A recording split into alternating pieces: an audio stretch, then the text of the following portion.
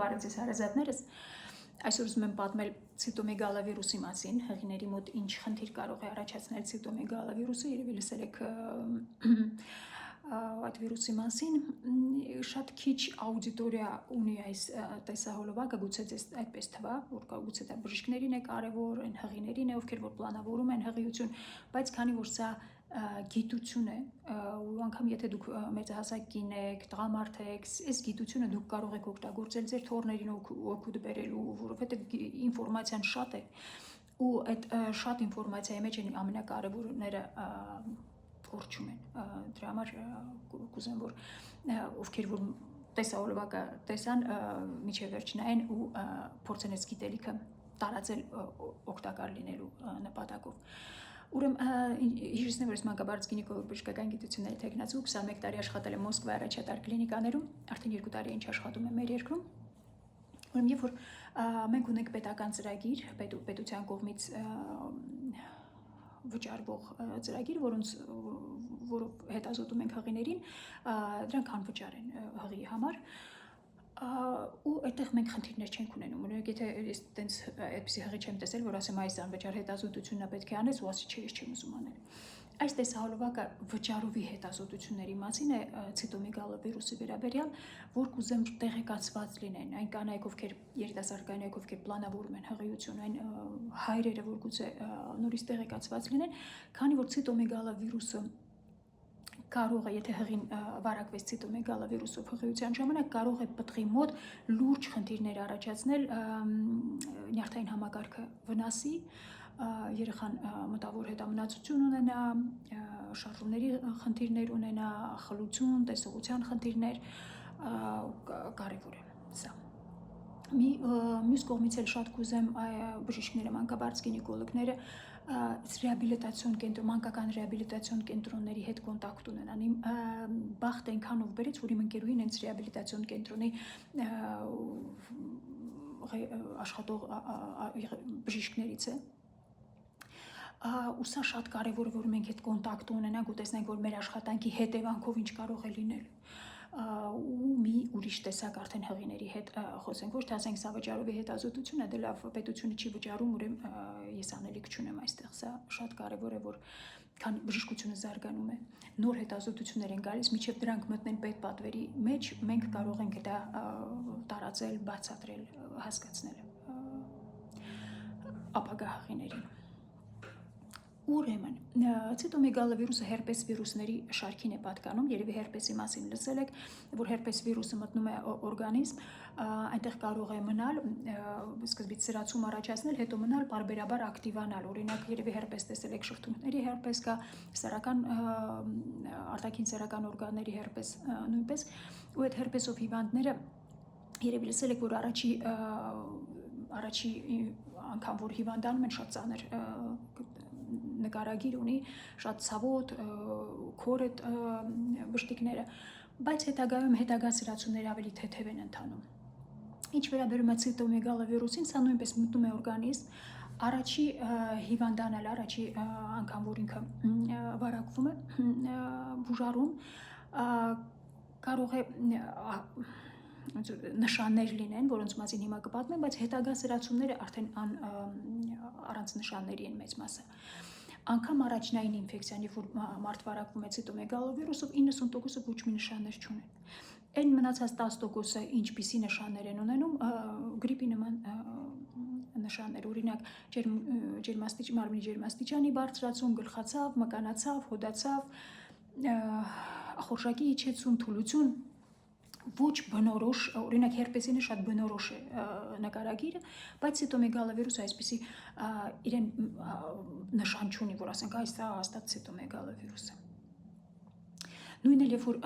մորից անցնում է երեխային, ցիտոմեգալովիրուսը նորից 90% երեխաները ոչ մի նշաններ չունեն, բայց այն 10%-ի մեջ կարող են նշաններ լինել։ Անգամ եթե պտուղը վարակվել է ու ոչ մի նշաններ չկան, ոչ գերձայնային հետազոտությամբ, ոչ նախնական, երբ որ ծննդաբերվել է, հետագայում կարող է մտավոր հետամնացություն, խլություն եւ այլն խնդիրներ լինեն երեխայի մոտ։ Ուրեմն երբ որ մարդ վարակվում է ցիտոմեգալովիրուսով ու այդ ցիտոմեգալովիրուսը իր մեր օրգանիզմում բազմանում է, արդեն տարբեր արտադրություններով դուրս է գալիս, օրինակ քթի արտադրությունով, բերանի խոռոչի, մեզում, կրծքի կաթում, արյան, սպերմայի մեջ, այսինքն ոնց են մարդիկ վարակվում, կարող են սեռական ճանապարհով վարակվել ցիտոմեգալովիրուսով, իրար հետ համբուրվելիս կարող են վարակվել, եթե նույն գդալով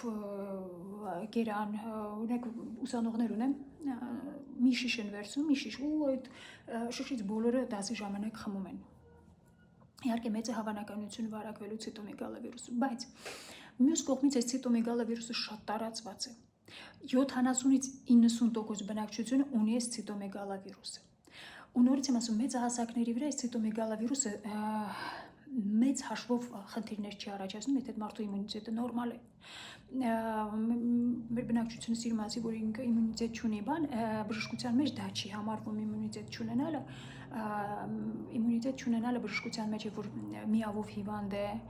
կամ հատուկ դեղեր է ստանում, օրինակ օրգանների պատվաստում է տեղի ունեցել, այսինքն օրինակ երիկամ են փոխպատվաստել ու հատուկ դեղեր են նշանակում, որ այդ երիկամը մնա, այդ ժամանակ իմունիտետը իջնում է ու այդ դեպքերում այդ մարդիկ, որ ցիտոմեգալովիրուսով վարակվեն, իրենց մոտ կարող է լուրջ հետևանքներ ունենալ արդեն մեծահասակների վրա, ուզում եմ ասեմ մեծահասակներին շատ քիչ է ցիտոմեգալովիրուսը վնասում, ինչքան պտղին, եթե պտուղը վարակվեց ցիտոմեգալովիրուսով, դեպքեր կան, որ բերում է շատ ծանր հետևանքների։ Ուրեմն երբ է ավելի շատ խնդիրներ լինում, երբ որ կինը վարակվում է առաջի անգամ ցիտոմեգալովիրուսով առաջի եռամսյակում, սա շատ կարևոր է։ Այդտեղ արդեն հիշում ենք, որ 6-ից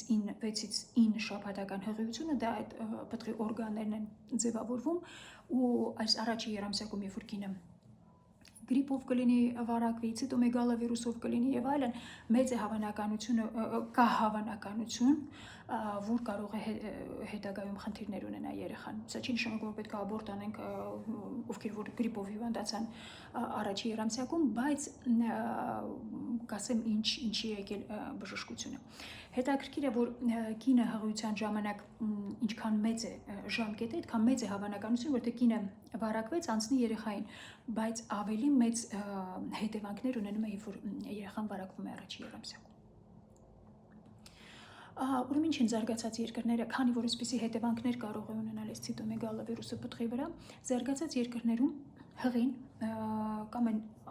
սկզբնական առաջի այցի ժամանակ կամ եթե հնարավոր է հղիությունը պլանավորելու ժամանակ հետազոտում են, տեսնան կինը ունի ցիտոմեգալովիրուս թե ոչ։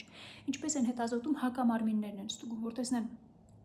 հակամարմիններ կան թե չկան։ Եթե հակամարմիններ կան հղիի մոտ, ուրեմն հիշում ենք, որ այս ցիտոմեգալովիրուսը մնում է հղիի մոտ ու պարբերաբար կարող է ակտիվանալ, բայց ես որ ակտիվանում է, քիչ է հավանականությունը, որ պտղին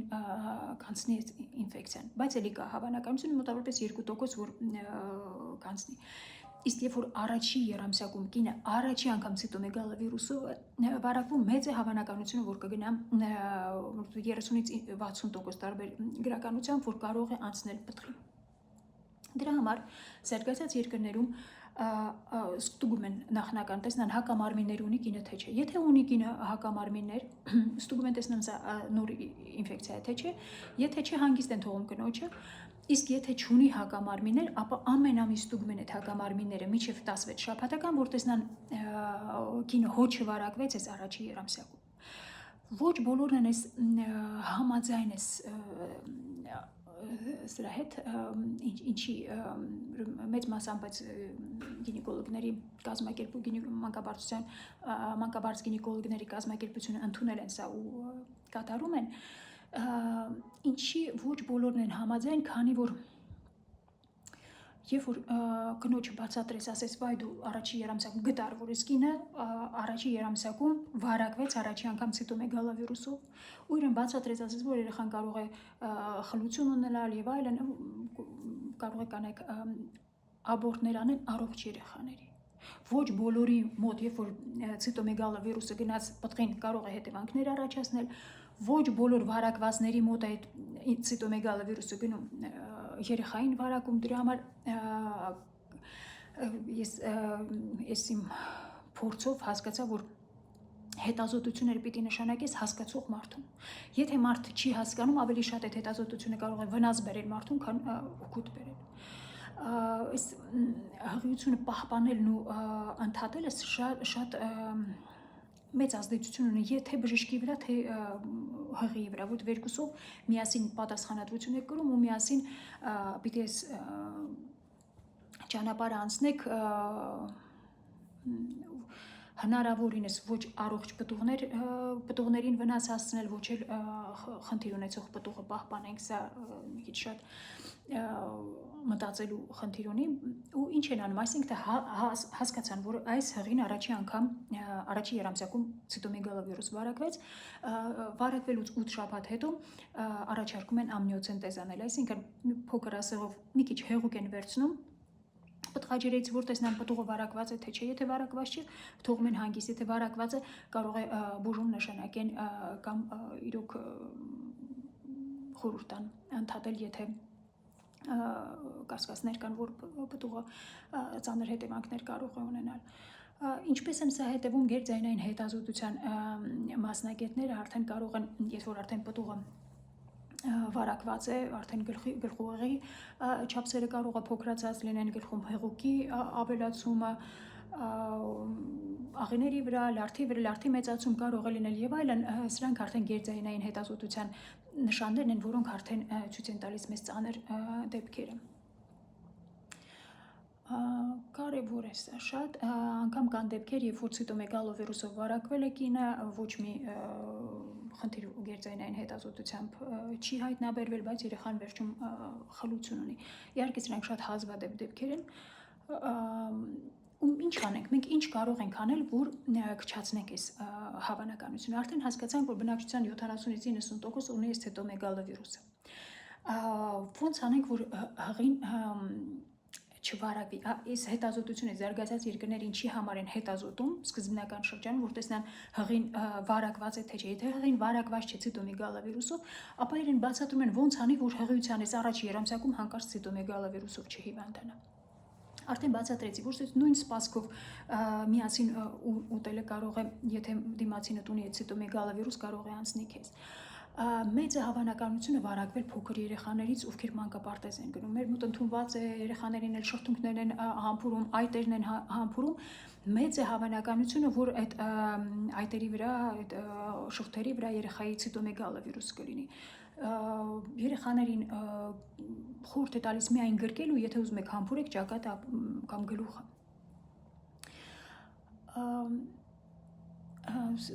Սա սեռական ճանապարհով կարող է անցնել, համբուրելու միջոցով կարող է անցնել, հղին բացատրում ես, որ հնարավորինս քչացնեն այդ ռիսկը, երբ որ քանի որ ասացի, որ մեզում էլ երեխայի կարող է լինել, երբ որ կինի երեխայի տակաշորերն է փոխում լվացվել։ Մեր երկրում էս լվացվելը մեծ խնդիր է անգամ բուժաշխատողների մոտ, որ տեսնակ լվացվելուց թացացնում են, ոնց որ հատուկ պայմաններ ստեղծեն մանրեների լվացվելուց ամենակիչը 15 վայրկյան պիտի օճառով լվացվեք, սա շատ կարևոր է իմաստը այդ լվացվելու, որ ժամանակ տրամադրեք այդ մանրեներին վերացնեք ձեր ձեռքերից, իսկ եթե դուք թացացնում եք հատուկ պայմաններ ստեղծում, որ մանրեները ավելի լավ պայմաններում աճեն զարգանան, իմաստը կորում է, ուրեմն լվացվելը շատ կարևոր է։ Կարծում եմ այսքանը ցիտոմեգալա վիրուսի վերաբերյալ, այդքան շատ բարդ բան չի, շատ վտանգավոր բան չի, քանի որ շատ տարածված է։ Սա ինչ եմ ուզում ասեմ, որ շատ դրա մասին պետք չի մտածել, ուղղակի եթե հնարավորություն կա առաջի երամսյակում կամ հղիություն պլանավորելիս կամ առաջի երամսյակում հանձնեք հակամարմիններ, տեսնեք ունեք հակամարմիններ թե չէ, եթե չունեք, այդ դեպքում արդեն մի քիչ ուշադիր լինեք, որ առաջի երամսյակում ցիտոմեգալա վիրուսով չվարակվեք։ Կարծում եմ այսքանը, մեծ հույսերով կհանդիպենք նորից, բարի օր բոլորիդ։